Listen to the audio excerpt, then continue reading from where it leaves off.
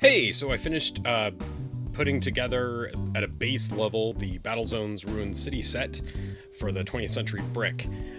And here it is. Now, I've put it on top of a Secret Weapons Tablescapes tiles, and there's a bunch of old AT-43 miniatures all over it. But as you can see, it does go together nicely. I didn't paint everything. In fact, what I'd done is I painted the tiles, some of the tiles, before I put them together. And then I realized that that's actually a mistake because it makes the connectors harder some of the joins harder to attach cleanly. So the best thing to do, even though it makes it more annoying for painting, is to assemble the terrain first and then paint it. Now, although the box says that it covers a 4x4 area with dense terrain or a 6x4 area with sparse terrain, this is a 3x4 area, but the reason why it covers a little bit less is because I built more 2- and 3-story structures than was indicated, and I knew that would happen because they showed what's on the box, and it's 1- and 2-story structures. I also built a couple of unruined buildings. They're intact, rather, and because I built the buildings so that they went 360 coverage rather than having them open at the back, that also used up some tiles. I also constructed them with removable roofs.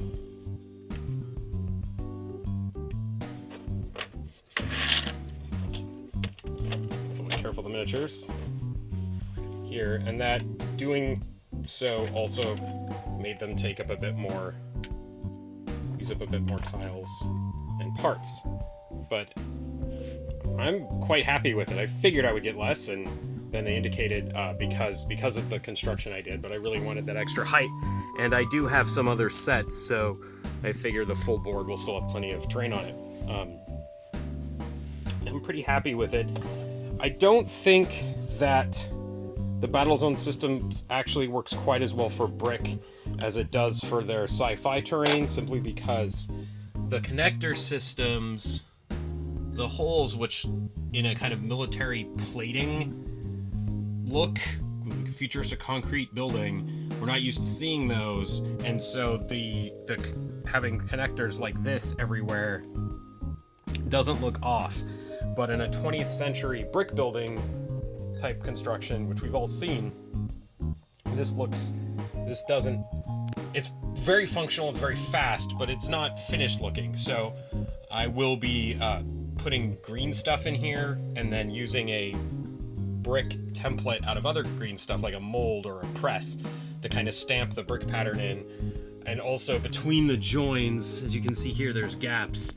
I'll put a bit of card in to close that up, and that should be before I paint it, but it's totally ready to play with. Spray painting it with some kind of, these pieces are spray painted, and so they have a more natural brick color, and they're also not quite as shiny as the pieces, and so like a black wash with that, maybe a little, if you have an airbrush or spray can to give it a kind of model look, that works great.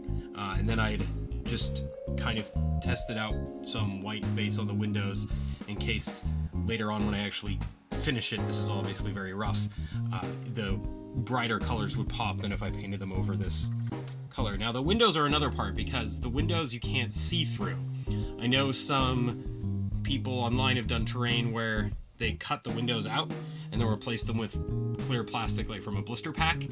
That I'd like to do at some point, but I did want to start playing with this terrain before I got around to doing that, and I'm a little unsure about it as far as how strong some of these pieces would be if I cut the plastic out, particularly the big sliding glass doors here or these large window panes. So I'd want to be careful with that because the terrain is pretty sturdy. It's quite solid if it's glued right, and I wouldn't want to make it too flimsy and risk breaking it. But that does mean that you do have these you can make these intricate 3D structures, but you can't see through. So it does make determining, use a little bit of the cool 3D effect And checking line of sight becomes a bit harder with that, so you just have to kind of use your imagination, unless you do want to cut them out.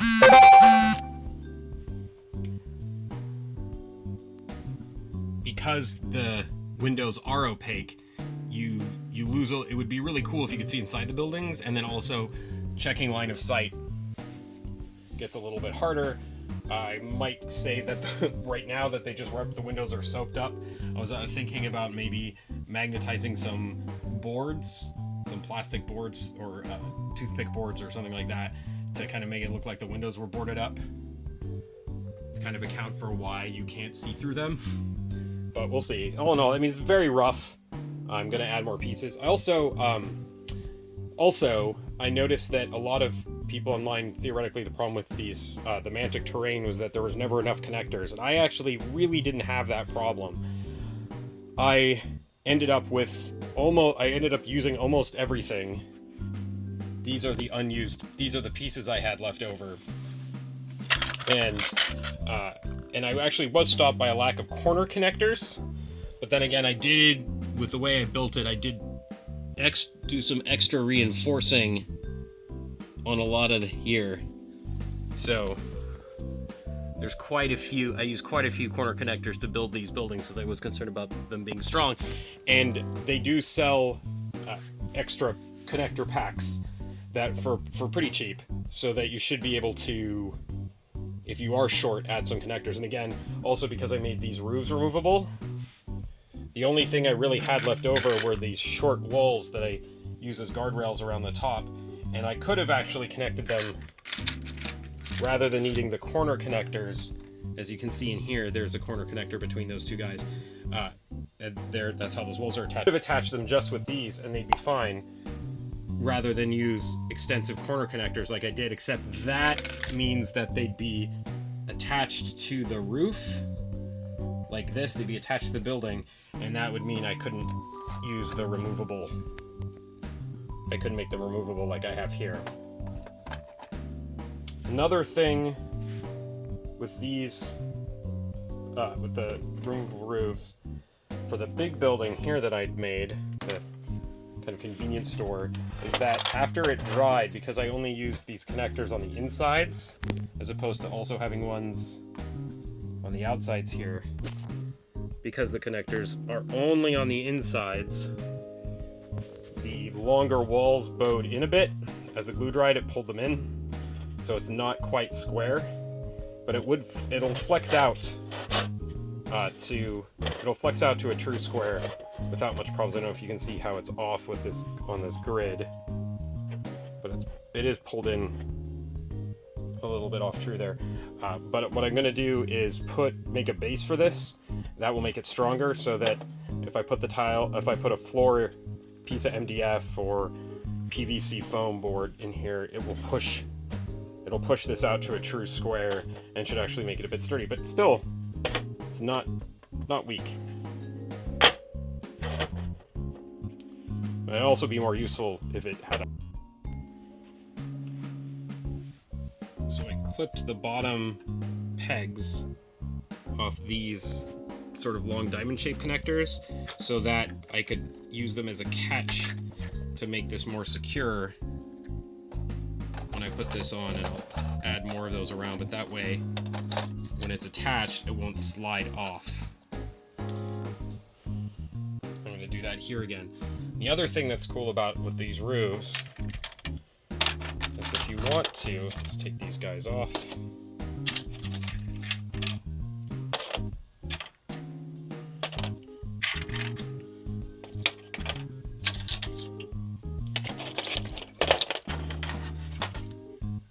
And can make kind of platforms out of them. When I connect the rest of these all the way around, this will stand up as a separate platform, so you can use it kind of as a raised area.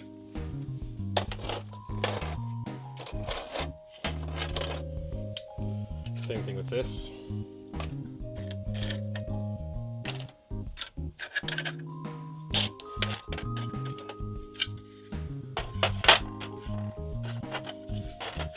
Obviously this has to be painted and textured appropriately.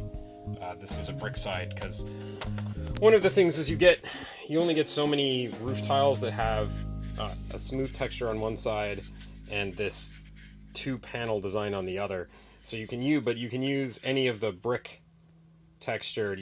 Their other side is identical, doesn't have the line on it, but it's identical to the smooth side of the roof tiles. So it just represents concrete. So you can use non-roof tiles as roofs. Also, some of the roof tiles have this fan design on them.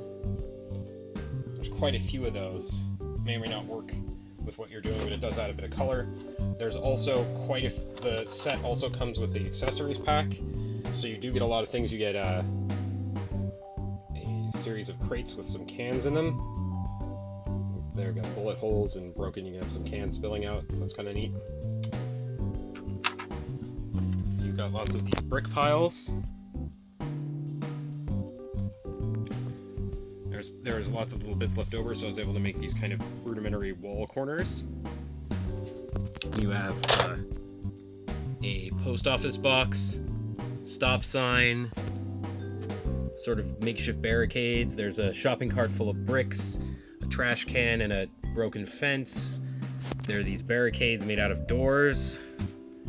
These other sort of makeshift barricade pieces. What else is there? There are these chain link fences. These don't really stand up on their own. They're designed to be clipped in, but I wanted to make them mobile gates, so I'll probably put a heavier, slightly wider base on them. Make them a bit more useful. Street signs. Let's see, what else is there? Benches. Picket fences. All in all, I'm pretty happy with it. I definitely think I was definitely better at putting it together. By the end of it, there's definitely a little bit of a learning curve. One of the things I learned is that using a screwdriver to press in, particularly these corner pieces, to get them to snap in is really useful. And I use the rubberized hand of a hammer, because I didn't have a rubber mallet with me, to press the flat connectors, like these diamond pieces and these 2 square connectors in, to gently press them so they'd snap, because that's really important for getting straight corners and strong bonds. And getting straight corners and strong bonds is definitely easier if you haven't painted the pieces first, because that can make it's very kind of random, depending, especially if you spray painted them, how much goes in the holes. I suppose you could just use a little mascal or masking tape over the connector areas so that you weren't spraying them, and so you could get a strong clean plastic on plastic connection. And then you could paint stuff ahead of time, which really might be the way to go. Depends on how much you want to do. And also, if you're not intending on using or playing with the pieces prior to filling in all the joins and the extra little ports here, then if you're planning on doing the finished model to a nicer standard by filling in everything in, then painting it ahead of time doesn't really save you that much effort, since you're going to be going over the whole thing anyway. But in order to play with it, I think you really, if it's going to be weight bearing, and you're going to put any miniatures of any weight or that you care about on them, I definitely think it's wise to glue the joins first, because they sometimes are pretty strong, and those buildings will stay together if you're not touching them, but I wouldn't really trust my miniatures without gluing the bases together. I think, so in addition to filling in some of these holes, I think what I'm going to do is add some ladders to provide a believable kind of way to climb up to various parts of the building and make it look like it's been ruined for a while and they've been inhabited for a while after that. Also, I'm considering putting in some kind of perimeter here. I could just put the walls all around to keep the miniatures from falling off, because it is a bit of the ways down, and while I like the tablescape tiles, the problem with them is that they are hard rather versus a Battle Matters, the soft mousepad material, which is definitely nicer on your paint and prevents a lot of chipping. So if you're going to do this, falling off a taller building, if that's what you decide to build, is definitely more of an issue. So, I could have, there's totally pieces to put the walls all around it, but I found that looked a little too artificial and not enough like it had been damaged.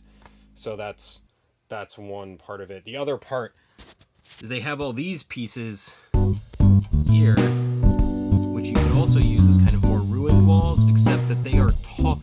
They're just a couple bricks taller than